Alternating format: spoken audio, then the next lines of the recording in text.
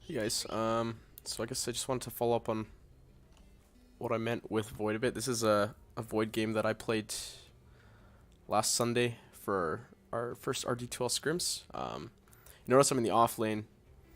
I'm still the position 1. I just wanted to dodge the tide lane, and we counterpicked it. But so I guess just want to show kind of what happens when you get like a bit behind on Void. How you can still recover, and I know Xshal did a good job. I just think he could have really taken over the game with his start. So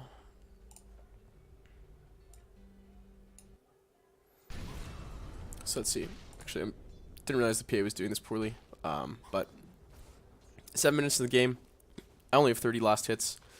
That's about how much I think Xshal had when he was being pressured by the tide. He's still pretty much at the top of the last hits charts as well, so all these lanes are kind of goony. No one's really doing that well. I'm almost level 6, so fast forward to when I probably do get that. Use chrono.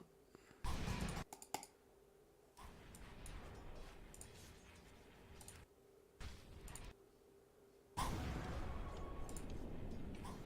my god. Sorry about this. Okay, so I'm level 5. I killed this guy. I hit level 6, and immediately, literally seconds after I hit level 6, I'm using chrono. This is because there's a low support, but same thing happens if my Skywrath is there. We can probably kill this PA as well. So I guess I'll fast forward a bit more.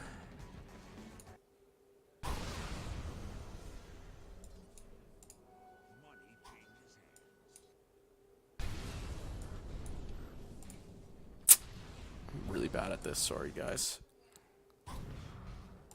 So my chrono is back up now. It's at 11 minutes, so I think chrono's probably been off cooldown for about a minute, and my Skywrath is level 6, and I'm just gonna immediately blow chrono, and we're gonna get another kill. So pretty much this entire game is gonna be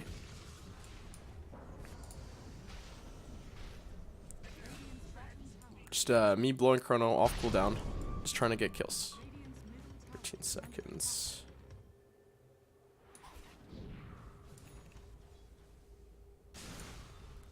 Actually, okay, don't blow it here. I don't have supports, but I think I make this play as I'm going back. Immediately call to my supports. Hey, we're gonna fucking use chrono again. It's been down for like 30 seconds. I only get one. I only get one of the chrono. Actually, maybe I get 2. But we blow them up, get the kill, and I die. But we get the PA, and they're going to end up cleaning the Sand King and the Lion. Just off the back of that chrono. So actually, did I hit 2? I didn't mean to, if I did.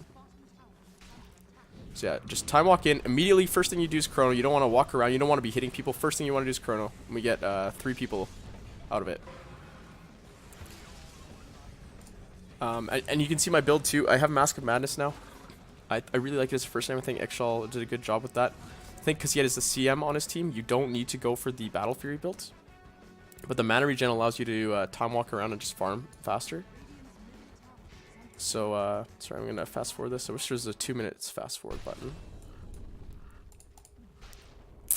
Fucking Christ. Sorry, guys. Okay, so chrono's back up literally 1 second. And I just chrono. I thought I hit this guy. Did not. Bad chrono on my part. But you can see, like, I'm using this cooldown every single time it's up. Almost, like, on the dot. Only really waiting for my support cooldowns. Like, the first time I used chrono, there was a 3-minute lull.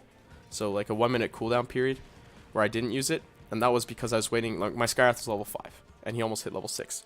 So, with chrono, for example, you guys had AA. Just chrono into cold feet. Like cold feet right away. They'll be stunned right after the chrono. Pretty much anyone except for the tide is dead. Unfortunately, there was a tide, so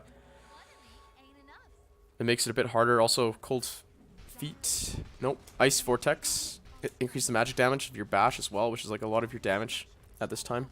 A lot of times, like the only other reasons I will delay chrono is, for example, using like waiting for my Mask of Madness if that's almost done, and I think that can get me a kill that I couldn't normally get. Then it's another reason I'll wait. So I just want to see where I get Battle Fury here.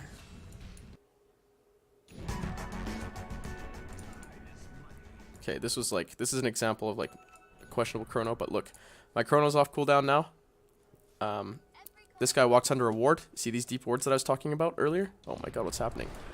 So anyways, I chrono a solo lion. And my Monkey King was actually mad at me and stole the kill, but like, in my opinion, that is worth always just getting like that one guaranteed kill every 2 minutes with your chrono. And that's why I think Ag's an okay pickup too, because then you get your guaranteed kill every like 60 seconds instead. So anyways, I get Battle Fury, and like I've pretty much been living in this top lane, like just pushing out this wave, see how far it is. That's the only reason I'm in jungle here. Pick up the battery runes for my team. Eventually they're going to push this out, and I'm just going to keep going back there, and I'm probably just going to keep chronoing people. So 95 seconds. Bottom.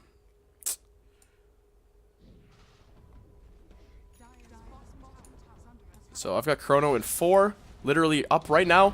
That's 3 seconds of downtime. I hit a chrono on 3. I forget to time walk and die, so that's definitely my bad. But like, I don't know. I'm chronoing literally every time I can, and I'm just putting the pressure on the enemy team. And my team wins this game, I think, because we use our cooldowns much better than them. There's no downtime. We just keep using our cooldowns. And Ravage is off cooldown sometimes. They're not like going around fighting with it.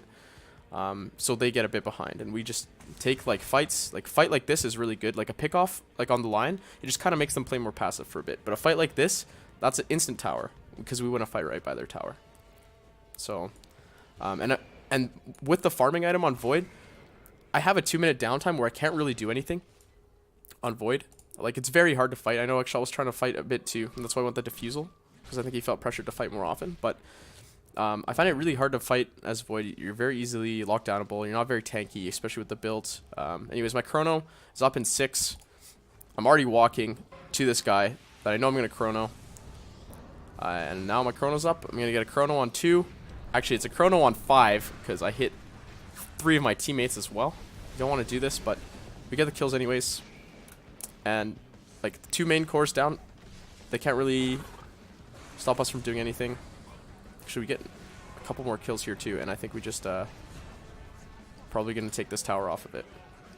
But what I was just saying about the Battle Fury is you can just push the waves a lot faster in. So you can push a wave in, and you can take the whole jungle as well. You get more farmed. I like Shadowblade just as an item in general.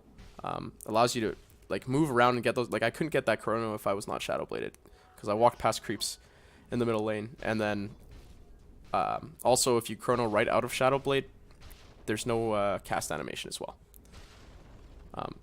So I think it's just and notice my team's not grouping around me. They're sticking with the Monkey King because they know they can get kills with him when like he has his cooldowns up, because they're really short. But I don't have cooldown. Like, my cooldown is not up, so they're not sticking around with me. No one is holding my hand when chrono's not up. I'm just playing it like safe-ish, like I'm pushing out lanes, and I'm just getting farm that I can get.